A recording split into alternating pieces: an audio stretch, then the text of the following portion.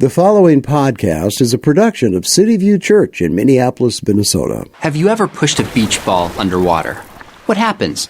It pops right back up. Because of its nature, a beach ball will not stay submerged. The same is true for men and women. Each has a distinct nature that will always rise to the surface. Simply put, men and women are different. They look different. They have different body parts, different biology, different hormones. They express emotions differently. They have different needs and desires. Now, if you told that to your great-grandmother who never went to college, never used an iPhone, never used social media, she would have asked, "Why are you telling me something so obvious?" But if you said the same thing to a graduate student in sociology or anthropology, let alone gender studies, they'd say you were wrong. Men and women are basically the same, the grad student would say. Sexuality exists on a spectrum. It's determined by people's internal feelings. Between Great Granny and the Gender Studies PhD, I'm going with Granny and her common sense. To believe that men and women are basically the same is to believe a delusion. The following program is not ashamed of the gospel and is about to tell you the truth.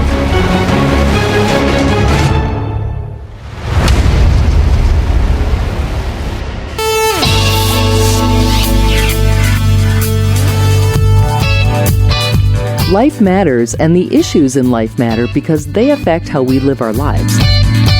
In this podcast, Pastor Walt McFadden thinks out loud about truth and discerns how it is being applied to everyday life. Thinking Out Loud podcast is a production of Cityview Church in Minneapolis, Minnesota.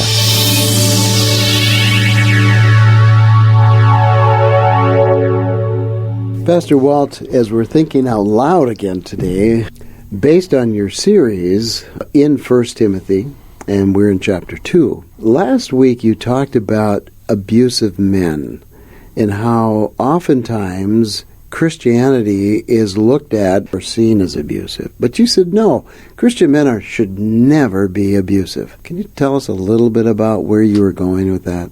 Yes, we were in the second half of 1 Timothy chapter 2, and Paul begins by saying, I desire that in all places, not just Ephesus, but it's universal, that men would pray with their hands lifted, which is a posture of openness and of humility, and that they would pray without anger and quarreling, which I say is one of the top two sins of men.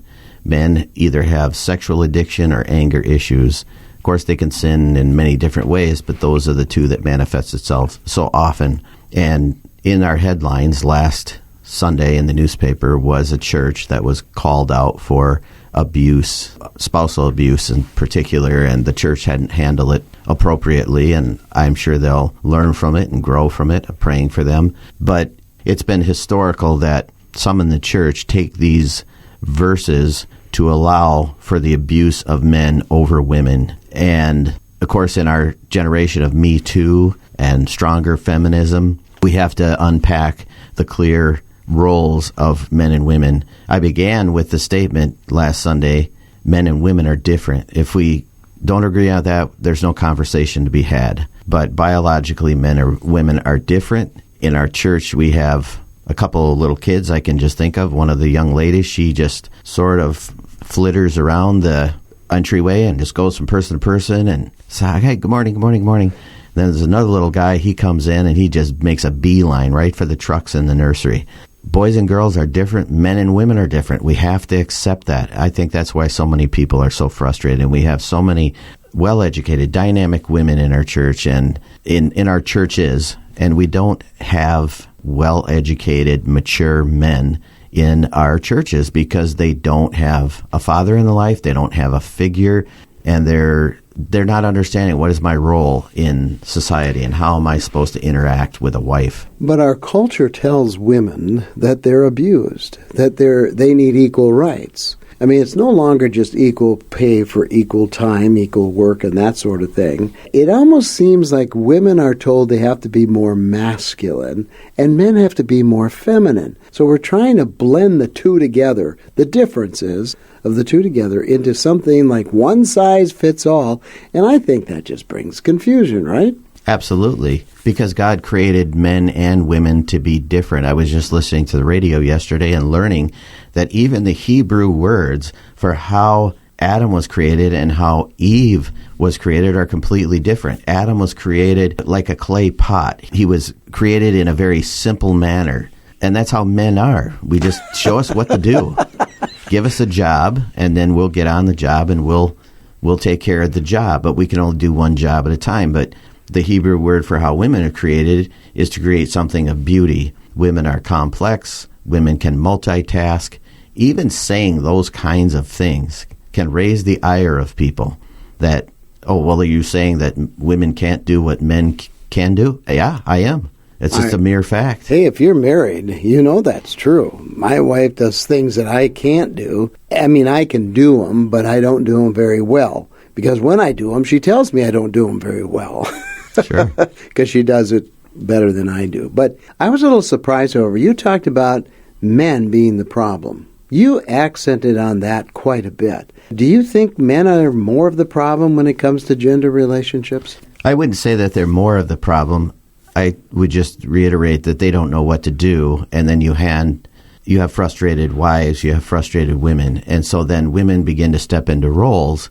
A common phrase that I use in our church is, to the wives, your husband is not your son, and to the husbands I say, your wife is not your mother. That's the tendency. A man expects his wife to be like his mother. Wait on me, cook for me, take care of things, just take care of me. And I just see simple things, and I'm sure it's maybe a little generational, but I see a lot of guys don't have their driver's license, and the woman is driving them around. So she's paying for the car, she's paying for the insurance. A guy will sit in the car, and he'll wait while she pumps gas. That's anathema to me. I would never, ever sit in a car. If my wife's car is low on gas, I go take it to the gas station, and I fill it up with gas. The other day, I missed that, and I got called out on it. You borrowed the car, it was already empty, and you didn't bring it back with gas in it. It's just, it's an expectation. But that's my role. This is my area of leadership. And it doesn't mean when we talk about submission that my wife is supposed to go around and just be a yes person and hang her head. My wife makes most of the decisions in our home. That is her domain. That is her realm. And sometimes when we disagree, I don't rubber stamp or everything that she says, and I don't impose my will. I said, let's work this out. Let's work together for a goal. But sometimes I think God has created me and all men as the spiritual covering over the home. And we have abdicated our responsibility in many different ways. Men are not working. Men are not providing. Men are not repairing, fixing. I feel sorry for these young men who didn't have a father alongside them like I did, probably you did, to show us how to fix a toilet. I mean, how incompetent does that make a man feel when he has to hire a plumber at $300 an hour and the guy comes in and fixes it in 15 seconds? Thank God for the University of YouTube where we can learn some of those things. Yes, that's for sure. Yeah. Well, you also said, and it kind of fits in with what you're saying, that it's the male who usually lets things into the house that shouldn't be there. Maybe, R-rated movies or whatever it might be. And so it's a part of what you're saying that men aren't maturing spiritually to be the covering. And it is really just for a protection of the home, right? It's not to dominate anyone. It's just the protection. I mean, if somebody was breaking in my house, I wouldn't say, hey, honey, go karate chop that guy. No, it's my job to go down and give my life, if it has to be, to defend the family, right? Absolutely. We go back to our sin tendencies. Our sin tendencies come out of Genesis chapter 3. Adam was with Eve, but allowed the serpent to come in to his realm. God said, I give you dominion over the world, over the earth, placed him in the garden. He allowed the serpent to come in. He abdicated his responsibility. He handed over his throne to Satan. He didn't do his job of protecting. And our sin tendency as men to sort of sit on the sidelines while Satan has his way with our wife and children. He can have his way. It's not a matter of doing something wrong. Sometimes it's just a matter of not doing anything at all. In other words, he's just sitting around and he thinks everything is hunky-dory and everything is fine in the family. I'm making money. I got a good job. But the role of the man goes so far beyond that. And again, men need practical things. We just need to be told this is exactly what you do and this is how you do it. We need men who study the Word. We need men who demonstrate servant leadership in the church. Simple things that I see happening around the church that I just know as a man because I'm older and because my father said, don't let that piece of trash sit on the ground. So I pick it up. Or the church signs need to come in or whatever it is. These kind of simple things, it's part of them being young, but it's also part of not having that role model in their life. Look, we got guys walking around with their heads down, wearing ball caps and hoodies and not looking people in the eye, not shaking hands, not able to carry on a conversation. My wife wants me to be competent in social settings. When we were first married, I said goodbye to somebody and I was sitting on the couch and I just said goodbye and they left my house and she said, that's not what you're supposed to do. You're supposed to get up and go to the door and escort them out the door and watch where they go. She has an idea and an expectation, and that really is true. This is my home. Mm-hmm. I should get up, I should go to the door, and especially if it's a woman, I should go outside, make sure that she gets to her car safely and it starts and so on. Mm-hmm. These are just little practical things, and I keep going back to the practical things because men are just a little bit slow. They don't have the intuition that women have. Women can see things. They can see how people respond to our words or our actions. And they can see if a person is wounded or disappointed in us. They want us to be competent in public. They want us to be able to carry on a conversation. Men don't know history. They don't know mathematics. They don't know literature. All of these things contribute to making me a competent man. And I'm not going to get that from video games. I'm not going to get that from playing on the basketball court all the time. The other interesting thing going back to Genesis 3 is the fact that he blamed her for his own ineptness. And men have a tendency of doing that, right? Well, it's so-and-so's fault, or it's the way I was raised, or, we have a tendency of blaming. Yeah, I did that. I'm sure we all do that. We say, at some point in our life, I can't live with her.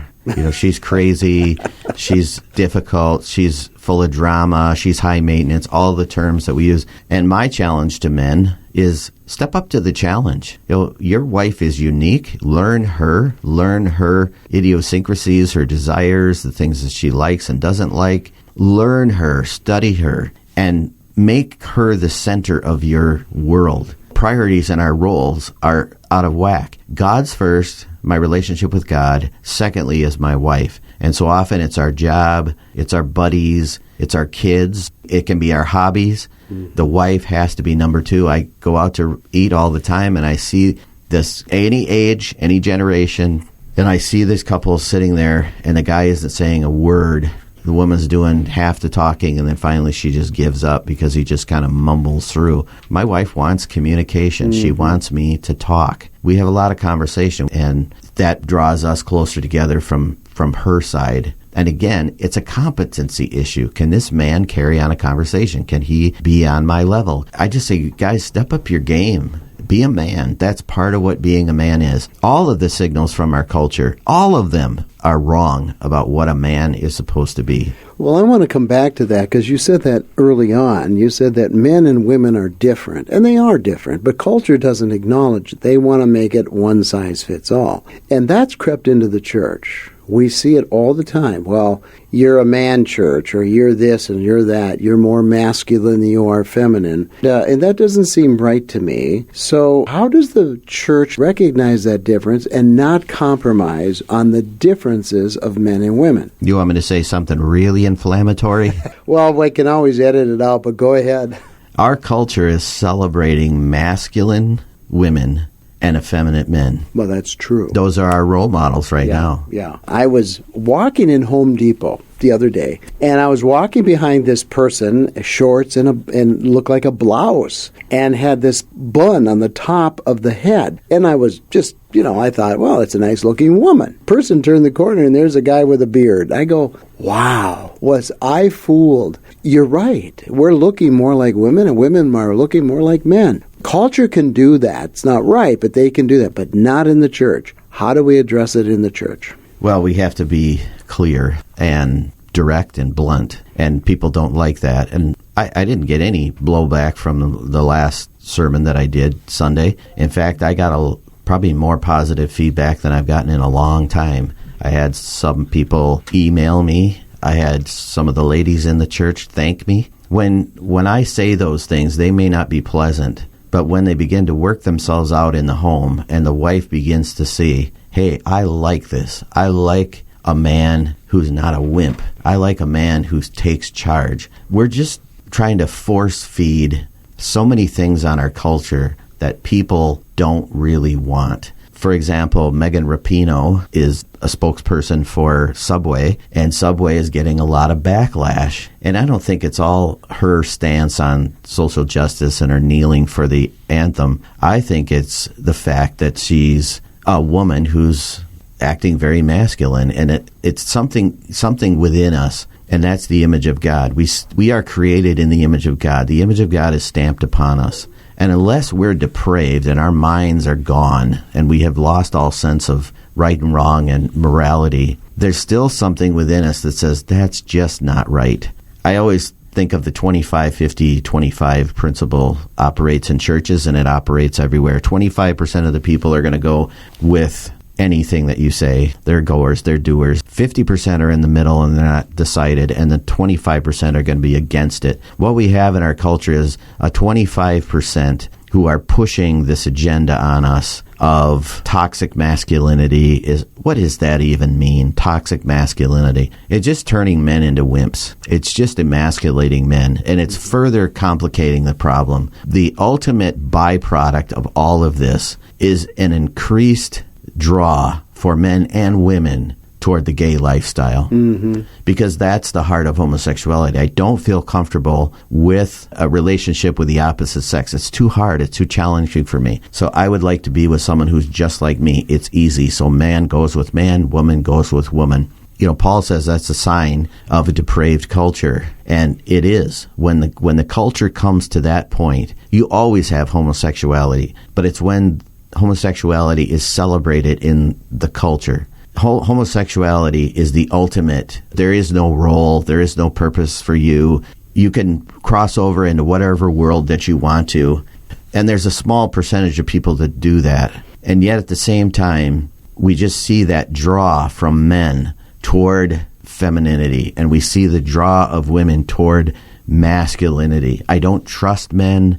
I've been hurt by men. I've been abused by men. I was married one time, and this is what I dealt with. And it manifests itself in other ways. Men drawn to pornography. It's so much easier to control this woman on the screen. I can get her to do whatever I want. She is obedient, but dealing with a flesh and blood wife, that's a different story. And it takes a true man to pull yourself up by your bootstraps and just say, God has given me this woman. I know that God has called us together, yet I'm going to invest wholly and completely in her. She's the center of my world.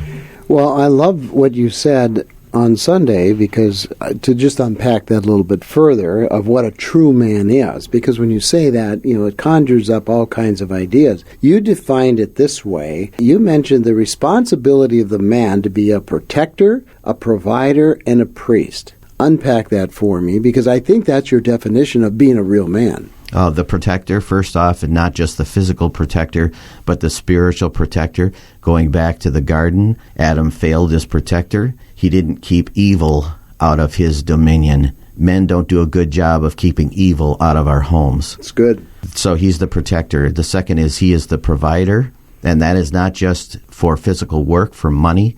It is also the spiritual provider. The man is the one who has to get the kids up for church on Sunday. My father-in-law was a minister for 50 years, but every Sunday morning he would get up early and cook breakfast for the whole family. Now, that's not what pastors usually do on Sunday morning. Everybody leave me alone. I need to think about my sermon. I need to calm down and relax. Nobody be loud or make noise. But here he's investing even more in his family at a time when other guys might already be at the office. And then third is the priest, and that is the person who is the spiritual protector, the spiritual leader, the spiritual provider. The sons, especially in the home, need to see the father operating in this priest role. We see that in the life of Abraham. He's making sacrifices for his family, and Isaac and Jacob, this role of the man as the priest of the home in the Old Testament, and then that translates into the New Testament. He's the one that's devouring the Word of God and studying it. I had a brother-in-law who has a huge impact in my life who taught me to study the Bible. He bought me a Strong's Concordance for Christmas, and I was excited and jumping up and down about it. Wow. But he had brought into my life such a taste, such a desire for the Word of God, and it's never left me since that point. The kids need to see you kneeling. That's an important part that I've learned over just in the last couple of years, and I'm 55, kneeling at the couch in the evening, and my wife and my son see that. I think that's important. It sends a message. Dad is not making all the calls out of his own wisdom. He's seeking God. There's somebody over him. You know what I think is amazing? At 55, you're able to kneel. That's true. This spiritual masculinity you're talking about doesn't hold women back. It actually protects them and provides for them a covering, an opportunity to exercise leadership and their gifts, right? I mean, sometimes in some churches, not all, but some churches, women can't do anything except do the serving thing in the kitchen or whatever. We don't feel that way. I mean, you made it very clear that women can take leadership roles. Unpack that for us a little bit. Yeah, the Bible is full of all kinds of situations, whether it's Deborah or Esther or Ruth, where women step up into leadership roles. Jesus has affirmed the role of women in his ministry. The part that gets difficult for a pastor is I'm a man, and so I can't have intimate relationship with other women in the church. And that's where Paul says, let the older women teach the younger women. So the same thing that I'm doing with young men, the older women need to do with the young women, and encourage them in every aspect of the church for them to step up and use their gifts. The one area in our church that we do not allow women is in the title of elder. But I also have some women that come to elders meetings because they are the shepherd of the women of the church, the shepherds of the women of the church.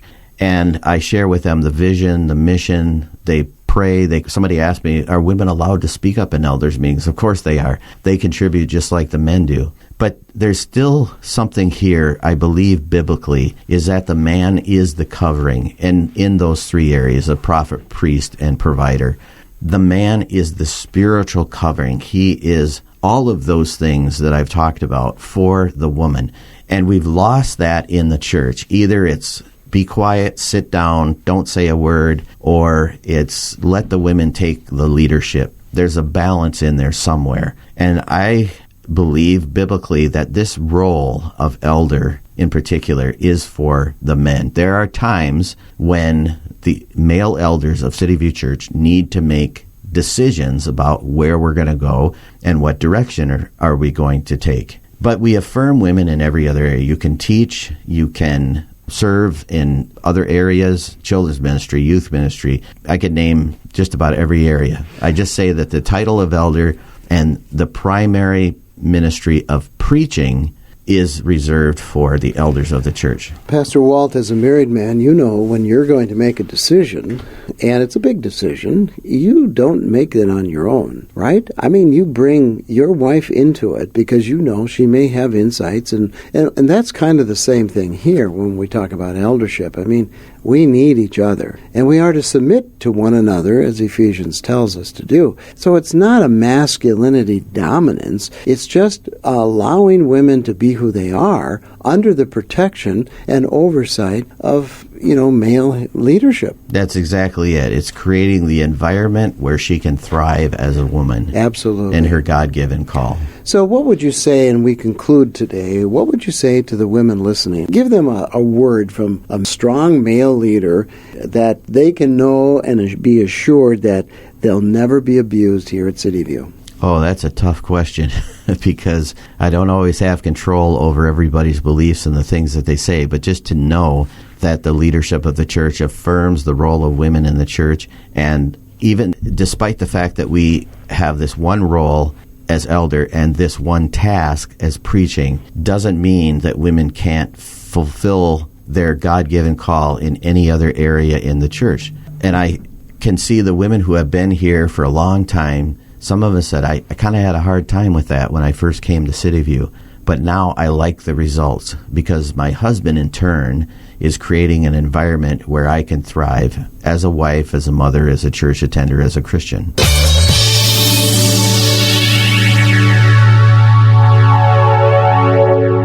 Every year, men spend billions of dollars to look at women with little clothing on, such as the annual Sports Illustrated swimsuit issue, or with no clothing on, such as on internet sites and in so-called men's magazines.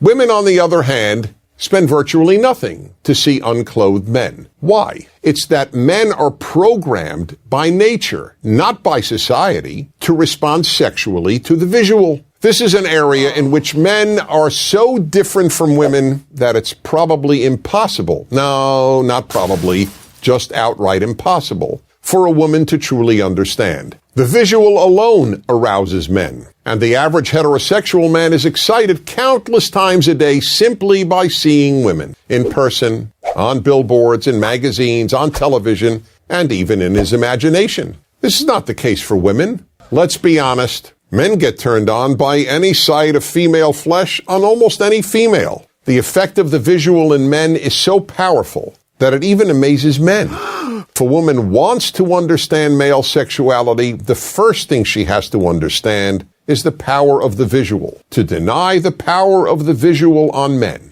is like denying that the earth is round. There are almost 400,000 churches in America, so there are many choices. So what is your criteria for attending church?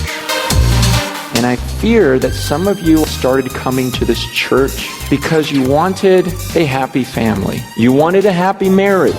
You wanted happy kids. You wanted a good family relationship. And you realized, you know what, I think God could grant me that. So let me go to church and ask Him for that. But my concern is this. If that's your motivation for following God, then really God has become a means to an end for you. Well, then suddenly God just becomes someone you use in this means to an end rather than believing that God is the end Himself.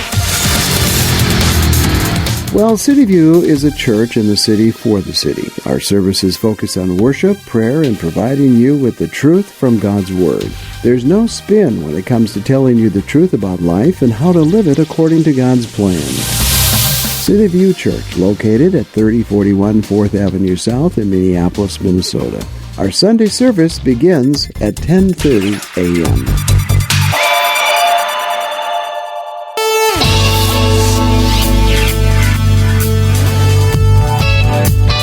This podcast is listener-supported. Please consider how you can help by going to our website at cvcmpls.org.